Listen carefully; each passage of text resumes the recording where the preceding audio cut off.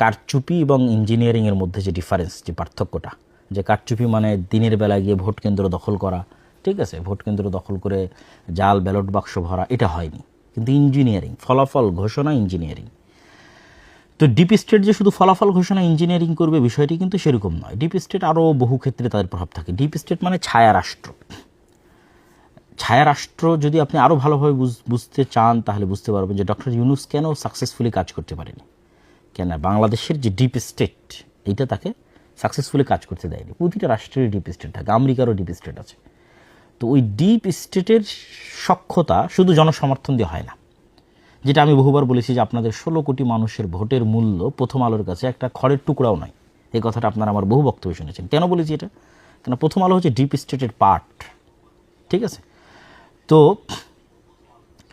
এই জিনিসটা আপনাকে বুঝতে হবে যে ডিপ স্টেট মানে আপনারা সব 16 কোটি মানুষ ভোট দিয়ে দিলেন আর ডিপ স্টেট পরিবর্তন হয়ে গেল, এটা কিন্তু না।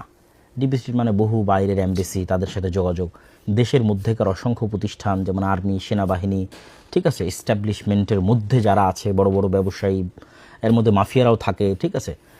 এক কথা স্থায়ীভাবে যারা দেশের স্টেক হোল্ডার, বড় বড় শক্তিশালী প্রতিষ্ঠান, মিডিয়া হতে পারে, তো তাদের যতক্ষণ আপনি আস্থা অর্জন না করতে পারবেন বহির্বিশ্বের সেনাবাহিনীর, দেশের অভ্যন্তরের শক্তিশালী প্রতিষ্ঠানের, ততক্ষণ 16 কোটি মানুষ ভোট দিলেও আপনি ক্ষমতায় আসতে পারবেন না।